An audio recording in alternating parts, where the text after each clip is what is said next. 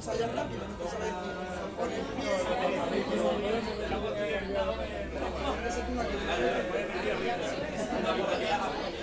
Lo ensayas rápido, no te sabes poner el pie.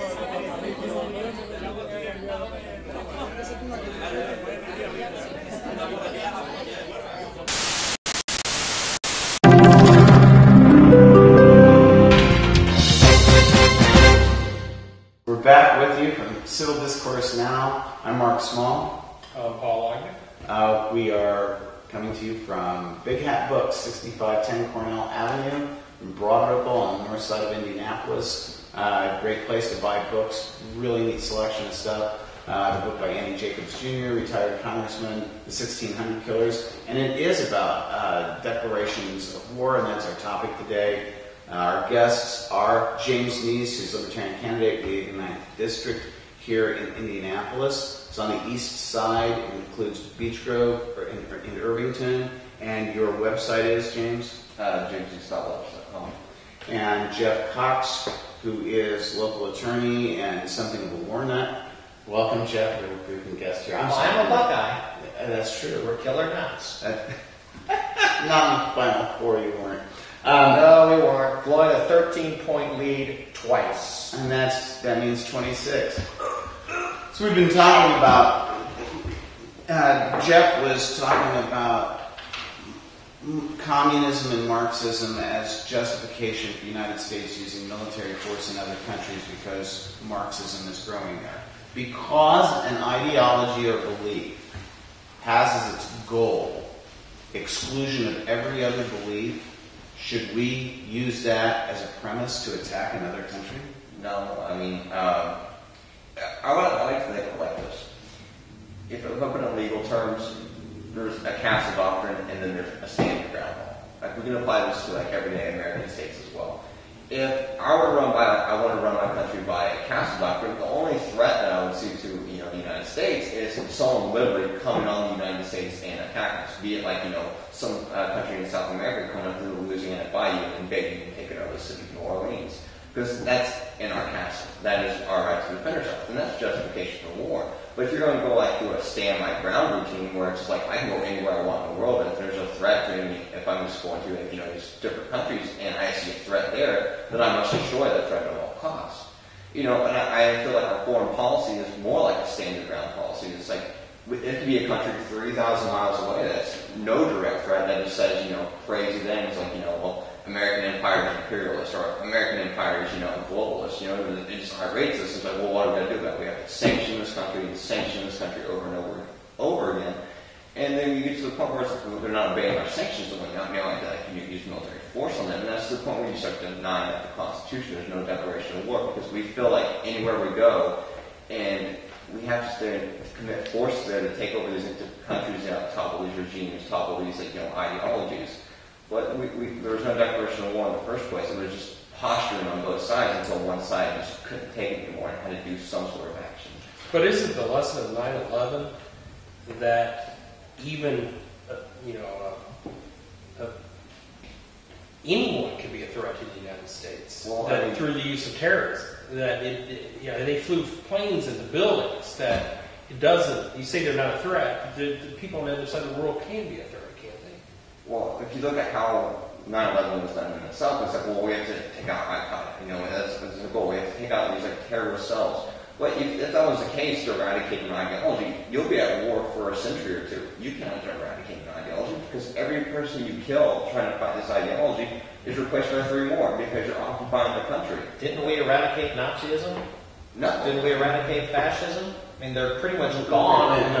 We weren't at war simply with ideologies. We were at war with nation states that were actively at war with us. Practiced those ideologies. Yes, but it was because of their use of military force against us that caused us to engage in war. Before that, we were in trading relations with Mussolini during the 20s. We were in trading. We'll trade with anybody if they're a dictator. Yeah, and maybe if we had done something about Hitler when he made clear that his ideology was to invade every country around him, and to take over the world, maybe we could have avoided World War II and all the tens of millions of people who died. But instead, we went by this, oh, he doesn't mean what he says. Oh, this Mein Kampf deal, oh, he's just trying to sell books. We went through that whole thing, reoccupation of the Rhineland. We went through the deal with the Anschluss with Austria. We went through annexing the Sudetenland, then taking over the rest of Czechoslovakia, and then fighting over Danzig until he invaded Poland. We had plenty of time to stop him before these things happened because we did see the threat, but so many people wanted to, they couldn't stomach fighting a war with military force, and so we got a massive world war, the biggest one to date, out of it. Well, you have to realize that was preceded by World War I, which was an idiotic war to fight. It was just posturing by the European countries, and it was the European people who more than anything wanted to avoid war because they'd lost an entire generation. We were that our losses were, I'm not saying we didn't lose people there, and the loss of those lives was wrong, but our losses compared to Britain and France were much less. And so those countries' peoples did not want to go to war. We were over here on our side of the Atlantic dealing with the Depression, and the foreign policies of our country at the time were more isolationist. Yeah. That's a sea change from saying, well, okay, we need to monitor the ideology of every country in the world, and if they voice opposition to us and say, the United States invades a lot of places, we need to be on our toes and be ready to fight them militarily, and they elect leaders that say that, they're talking about their self-interest. How can we say, whoops, that's a threat to us, let's invade? That's not what the mullahs of Iran have said. That's not what the North Koreans have said. A lot of the Iranian people believe that is what they have to be aware of because we've overthrown their government before. It's an ego issue. If you look in the United States, a lot of people in the United States have an issue with private property. Like, if I go on his property at night and I'm just messing around with his doorknob at night, he's probably going to open the door and shoot me. You know, if I'm trying to break into his house, he's going to shoot me. That's how we are. We don't like to see threats on ourselves, but we have no problem threatening other people. Like, we can sit there and say, well, it's our country, I don't want you to threaten us, you know, if you threaten us, we will come get you. But we have no problem going to other country and invading them and being surprised why they're threatening us. It's like, I'm surprised that Iran is threatening us. It's like, why not? You just gave Israel like $4.8 billion in aid for military weapons that they will use on them at any given time. They should. Why would I not feel threatened? Well, wait a second. And that was a topic a few weeks ago on the show where we discussed that here you have a situation in the Middle East where you have all these hostilities and the United States is giving a great deal of aid. That's a really unique situation. But the Iranian people, I can understand them feeling threatened by us because they did have a democratically elected government. You know, at some point, it doesn't matter what we did in 1958. Or 1953, or whenever it was we overthrew Mohammad Mossadegh in Iran. You can't let the mullahs of Iran and Mahmoud Ahmadinejad get a nuclear weapon. You cannot. No, my point is we use that as an example of it blew up in our face. We overthrew a government that was democratically elected that wanted to nationalize oil resources. And as a consequence of that, the people of that country are extremely hostile to us. Not today, they're not. No, Wait, not today. Well, they certainly have been historically, and they certainly would be if we posed any kind of a military intervention there. They want us to go in there and topple their government. Okay, well, let's talk about the United States' use of armed forces overseas without a declaration of war. The Constitution says that Congress shall have the power to declare war. The President presumably could veto a declaration of war, but I don't know of anybody who's ever done that. Would everyone on the panel agree that it makes it more difficult to, and I'm not talking about in response to a direct attack on the United States, right? Okay? I think that we're in agreement that if a country were to attack us in fashion similar to the Japanese in World War II, attacking Hawaii, that we would be justified in use of arms. And actually, the President of the United States has that authority as Commander-in-Chief to act in response. That's generally, You say that, but it doesn't say that. It doesn't say that in the Constitution, but I believe that that's... It's in the War Powers Act, but every president has said they think it's unconstitutional. Yeah, but this precedes the War Powers Act, because I think Hamilton and Marshall both wrote that the president could as Commander-in-Chief. But that aside, we're talking about using armed forces in something other than a purely defensive direct attack mode. Would you agree with me that it would make it more difficult for the President of the United States, because that's the executive, he or she historically has been the one to go over and use forces someplace. They've been the one to act and direct and say, let's go to Yugoslavia, let's go to Iraq. Do you agree that requiring a declaration of war would make it more difficult to do that? Yes.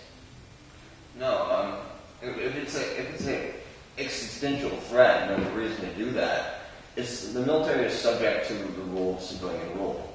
If civilians really thought that this is a major threat and this has to be a declaration of war, it wouldn't be difficult at all. Okay. Now that's talking about if the public favored it. I'm talking about just procedurally. I mean, that falls into procedure as well. Okay. If the public agrees for it, because we have a representative form of government, and these representatives are going to take a hint from the population that, hey, we have to go to war with this. And, how a politician and how a person in Congress is supposed to behave is direct the will of the citizen through the government. And if politicians listen to their people and it's just like, well, this is a threat, we have to deal with it, they would vote that right through. It wouldn't be an issue of like, this is my left side, this is my right side, let's fight over it if we're going to declare war or not. If it's an urgent matter, then it shouldn't be an issue at all to go through the procedure. Are we talking about a declaration of war versus just like a simple resolution? Yes. Obviously different. I would think a civil resolution would be much easier to pass. I think that's why they avoid going the declaration of war route, because it's such a major deal. Well, and that distinguishes between, I think in the Bass case, they talked about an imperfect war where there were authorizations of expenditures, and a war, a formal war. And that gets back, and the reason I asked that question was, I think it would make it more difficult only because people would think about it more. If you're going to go to war with somebody, that's war. And to me, a war is an organized, two political organizations, whether it be a nation state or something else, but certainly one nation state, at least involved, engaging in armed conflict, killing people. So people who were on the ground in Korea, people who were on the ground in Vietnam, you can sit there and say, well, this is a police action, or we're only here as a result of a resolution. To them, it's war, because they're getting shot at and they're getting killed. I think in a declaration of war, you're contemplating offensive action. Yes. We weren't doing that in Korea. We weren't doing that in Vietnam.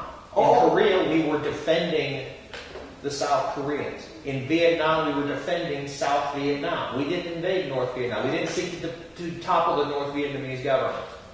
But why do we have to defend these other countries? Like, they don't have any resolutions with us. I mean, defending Vietnam, defending Korea, we took that upon ourselves. We had no reason to protect these countries whatsoever. On that note, because we're at the end of the segment, we'll be right back for our fourth and final segment. Thanks.